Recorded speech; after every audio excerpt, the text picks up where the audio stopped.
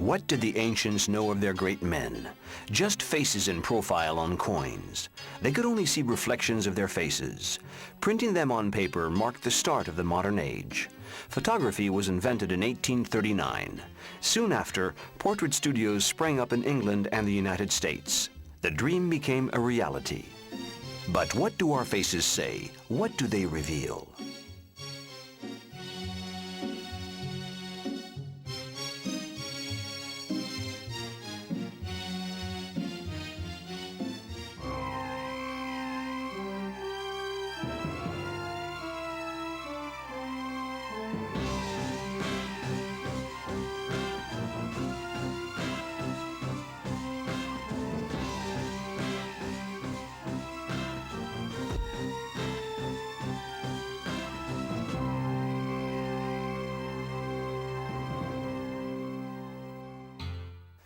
In 1843, David Hill, a painter from Edinburgh, visited Adamson's calotype studio and suggested a partnership that was due to last until Adamson's death in 1848 at the age of 27. Charles Dodgson, better known as Lewis Carroll, author and mathematician, was fascinated by children.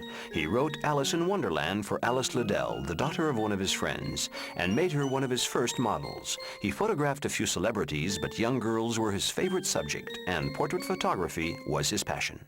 Portraiture is one of the ways in which photography began. In other words, that the camera was used very widely before the invention of photography as a means of recording the likeness of a person.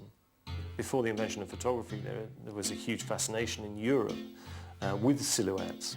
So photography really began, partly at least, as a way of making likenesses of people. At the age of 48, Julia Margaret Cameron took up photography. Her peers criticized her lack of technique. "My only wish is to record all the beauty I come across," she replied.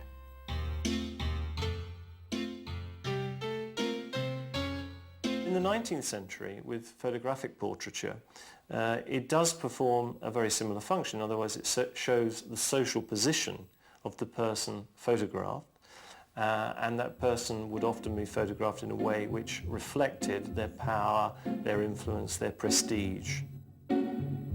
People wanted to send portraits of themselves to loved ones. In an age when perhaps there were more arranged marriages, people also wanted to pass around portraits. Life was perhaps also a bit shorter for most people then. Babies died, children often died, very high infant mortality rates, quite high mortality rates in Europe generally. So there was a fascination with keeping a record of what somebody looked like as a way, if you like, of remembering them. Cameron strove to attain the dramatic intensity of old paintings.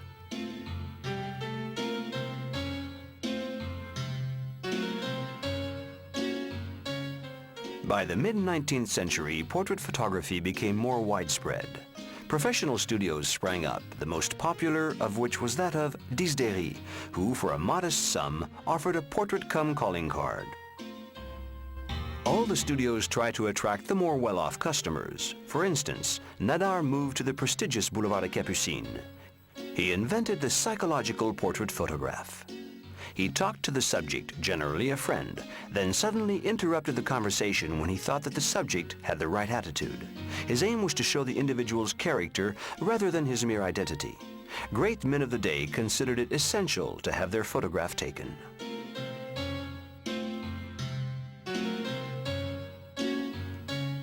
Etienne Carjat, a friend and rival of Nadar, also rejected any kind of decor or backdrop and photographed a gallery of contemporary celebrities. In 1900 appeared the first work of a photographer who's known as the greatest portraitist of the century, Edward Steichen.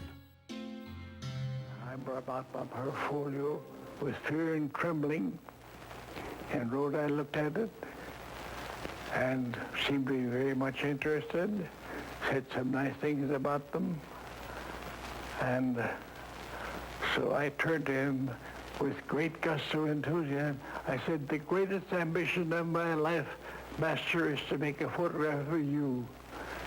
And he put his hand on my shoulder and turned to Fritz and said, "You see, Fritz, enthusiasm isn't dead yet in this world," which was very nice, and I can just hear it today yet. Count Maeterlinck, the Belgian symbolist playwright, wrote of him, "The sun has revealed to us his ability to make portraits of objects and beings faster and more precisely than the pen. But today, it seems that reason has found a flaw through which it can penetrate the mystery of this nameless force and encourage it to say things that have not yet been expressed in the twilight world of grace, beauty, and truth." He began as an artistic photographer. A friend of Stieglitz's, part of the pictorialist movement of the late 19th century, making very strong, very powerful symbolist imagery in the pictorialist mode. A lot of manipulation in the image, done by chromate, brushed photographs, and then became an advertising photographer in the 1920s and changed his style completely towards the new modernist influenced, very hard-edged, very precise, very objective sort of imagery.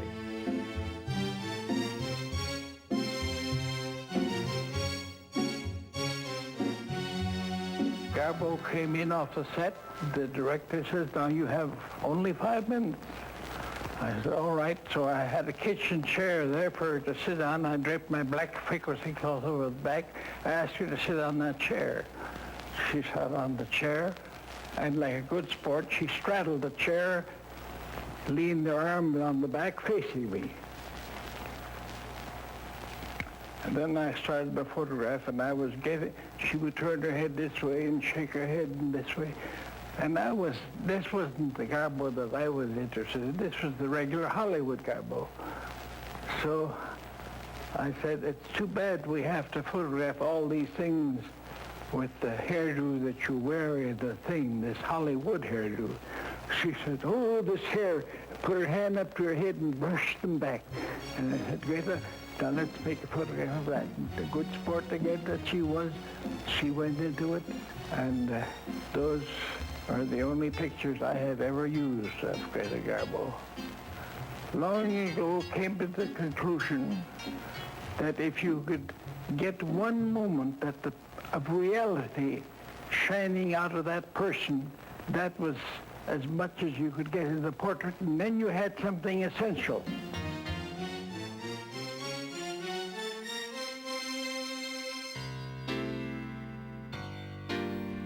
The dynamism of the interwar years combined with the birth of the cinema's mythical figures provoked a new interest in portrait photography. In the 1930s in the United States, the Hollywood studios sought to lionize their stars. The watchwords were glamour and mystery in the pursuit of the absolute dream, the artificial paradise of seduction.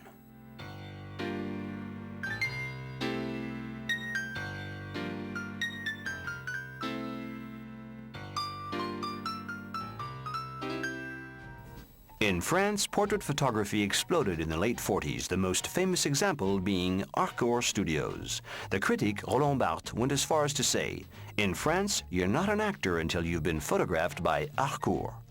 In their pantheon of stars, the characters were all photographed with the same camera angle and the same lighting.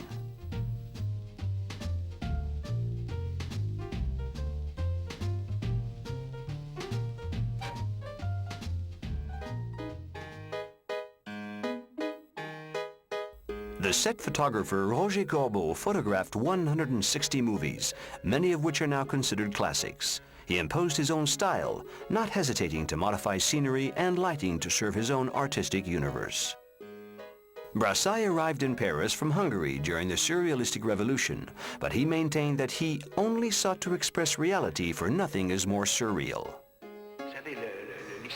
All this talk of naturalness and posing is rather strange, in my opinion. To me, it's a cliché, because when the photographer photographs you, the natural thing is for him to look at you and what you're doing. When he says, "Just pretend I'm not here," that's a joke, isn't it? When you look into a camera, it's almost like sculpture. You turn into a statue. That, to me, is what portrait photography is about. Brassai photographed Parisian nightlife before turning to Paris by day, but his concern was always to portray atmospheres and magical moments with sincerity.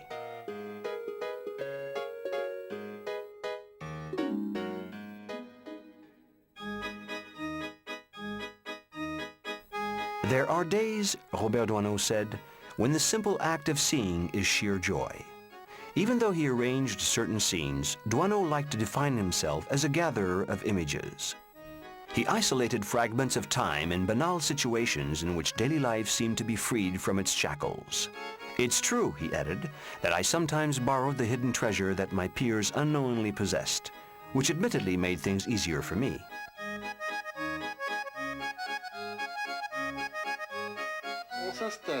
You get in position and wait for people to appear in the little black box.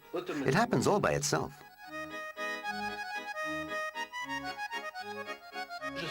I was born in the slums of the suburbs. As a child, I was already aware of their ugliness. The suburbs are currently undergoing big changes. A new ugliness is replacing the old ugliness. But to me, the people there are very beautiful in these idiotic surroundings.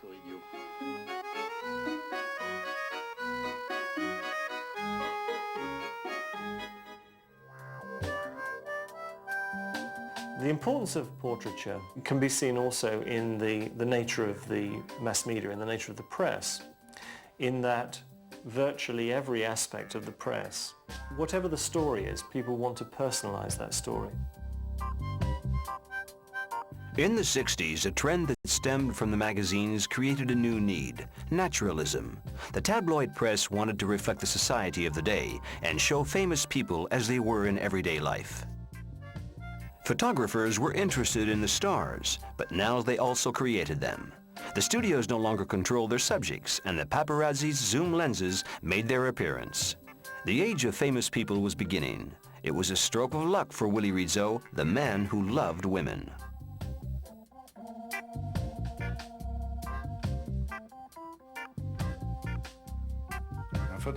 A newspaper photographer has an appointment at a certain time, and he has to come up with the talent at 3 o'clock in the afternoon, say, because there are photos to take. He takes the photos and rushes them over to the paper. He can't do the shoot again. The photos have to be good, that's all there is to it. You can't say, oh, such and such a thing didn't work, I wasn't feeling well, I was tired, I got to bed late. That is out of the question.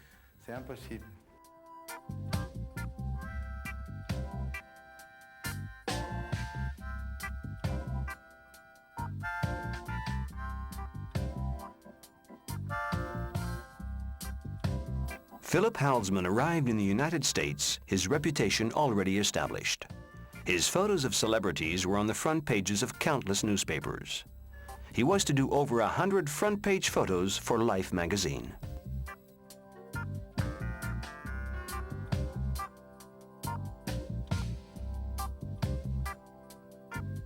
For Claude Azoulay, taking photos of famous people was easy work. He photographed the stars during the carefree years of the booming economy.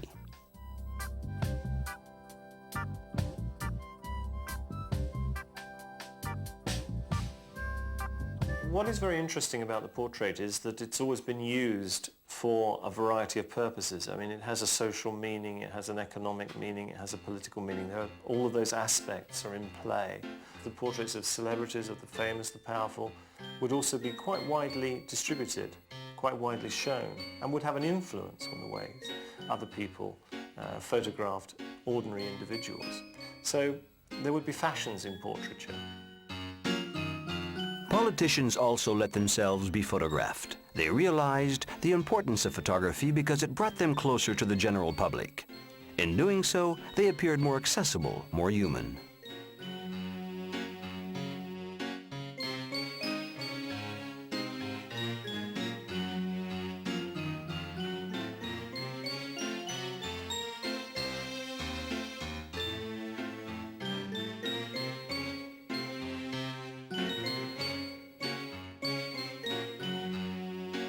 In this photo, Churchill looks like a determined warmonger. In actual fact, he's just sulking because Karsh had taken his cigar away.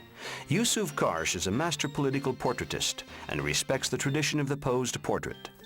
He composes his photos with an obsessive concern for lighting and claims that the secret of a good portrait cannot be explained.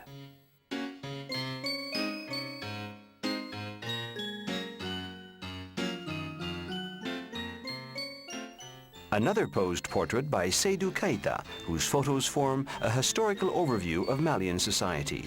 They correspond exactly to his subject's desire to be photographed with their finest possessions to look as good as possible. To Seydou Keita, photography is art, and art is beauty. Many portrait photographers in New York come from Harper's Bazaar and Vogue. Famous for his perfectionism, Irving Penn introduced a distance between himself and the subjects. He observes them but does not wish to know them. He always photographs them against a uniform, gray background without any special effects. Richard Avedon sees photography as a confrontation. He creates a tension to seize the model's inner truth. Photographic portraits are the image of people who know they're being photographed, according to Avedon. And this knowledge is as much part of the photo as their clothes or expressions. Portraiture is performance because it seems to imply some kind of lie that conceals the real truth about the sitter, but that's not all. It goes much further than that.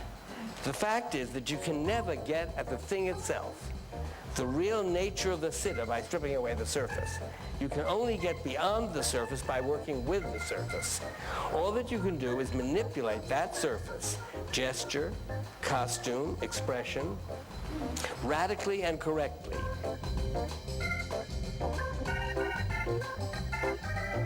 In work, I look for something in a face, and what I look for is contradiction, complexity, things that are contradictory and at the same time connected.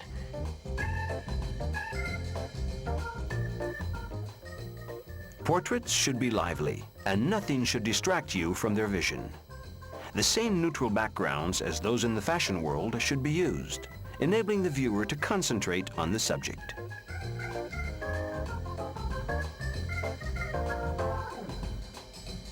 As one who's addicted to white backgrounds, it seems odd to me that a gray or tonal background is never described as an empty background. It's so hard with a white background not to let the graphic element take over, to keep it humanistic. It's so hard to give emotional content to something so completely graphic and potentially caricatural, dominated by the hard, unyielding edge. And that, of course, is the challenge and importance of it. It prevents everyone, the artist, the viewer, and the sitter, from using a person's chosen environment, their house, their library, their comfortable chair, as a means of understanding them. If you can make it work successfully, it permits people to become symbolic of themselves.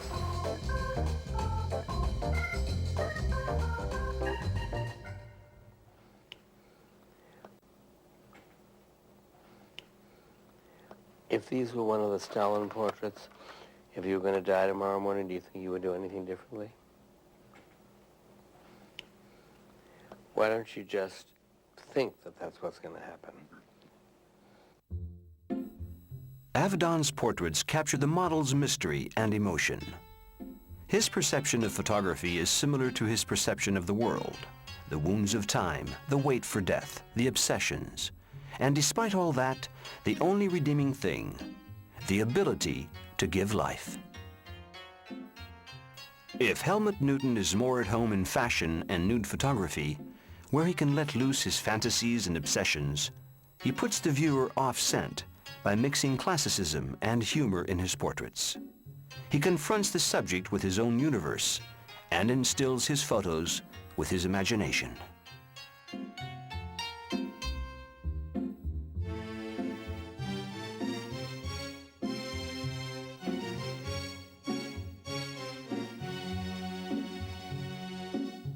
According to Jean-Louis Sieff, photography only shows external appearances.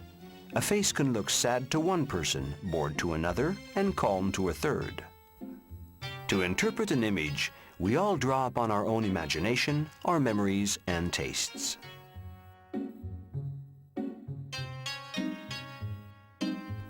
A third style between tradition and modernity appeared in the 80s. Peggy Sirota's style is simple and unpretentious. She likes photos which evoke a feeling of freedom. In addition to her fashion and advertising work, she's done portraits of all the Hollywood stars, attempting to see them with a fresh eye. She attributes this creativity to her lack of technical knowledge and only aims to do one thing in her work: provoke emotions. Dominique Isserman started taking photographs during the shooting of Jean-Luc Godard's films. She then moved into fashion and advertising and became one of the best-loved photographers to the world's biggest public figures. Bettina Reims was famous for her fashion and advertising work before embarking on a more personal project, treating women's deep, hidden violence. What I like about photography is that things are never what they seem to be. Bettina Reims plays with the duality of life, masculine and feminine, tenderness and harshness. Her series on androgynous people was deliberately ambiguous. I leave a lot of room for spontaneity in a photo shoot. Sometimes people cry or laugh, do things they don't really want to do. But when I photograph stars, I don't do much of that now, but when I do, the stars have the right to choose which photos can be published. So there's a kind of impunity in a photo session, because they know they can go too far, and then they can censor certain pictures afterwards, which can be very frustrating for me.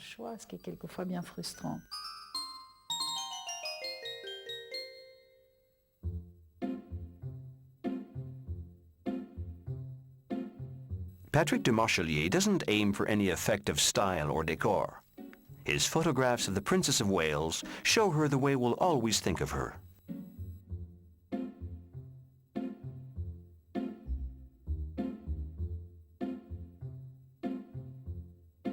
When I shoot a portrait, for me, it's more going for the moment with the person. It's really about the inner quality of somebody and their inner soul. It's what you try to bring out of that person and the trust that you set up. With the Dalai Lama, I had 10 minutes in a hotel room once, and it was a great rapport. Madonna I might have for 2 days doing many, many pictures. But the interesting thing is letting that person be themselves and realizing in very few moments that you have to have that rapport and go for a moment and go for a photograph. So to me, with a portrait, it's important that the person is allowed to come through in the photograph.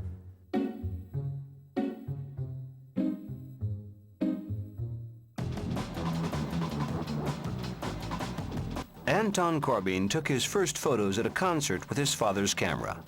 He then took portraits of artists for the top magazines. He conceives the photographs in terms of music. As a creator of advertising pictures, video clips, and graphics, he's constantly looking for new, more complete solutions, characteristic of the new generation's passion for multimedia.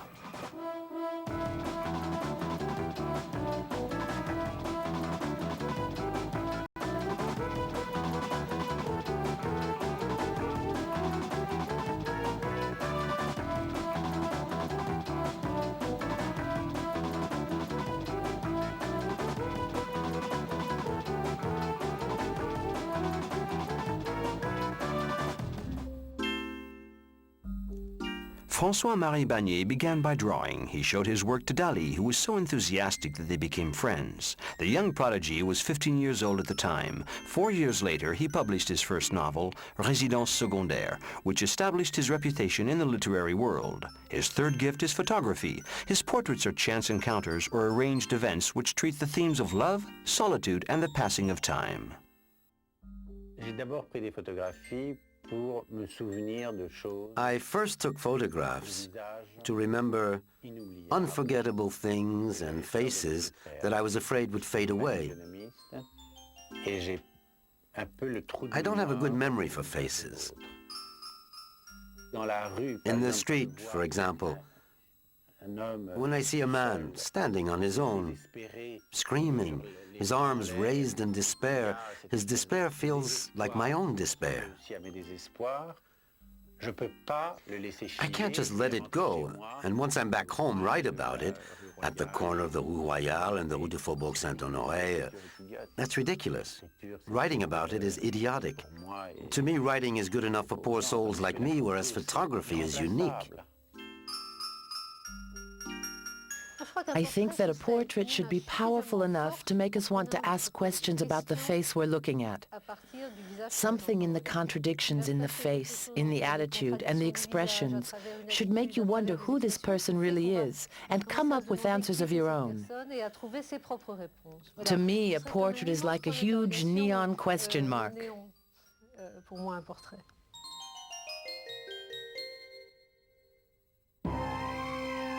Get ready, models. The mask is about to fall.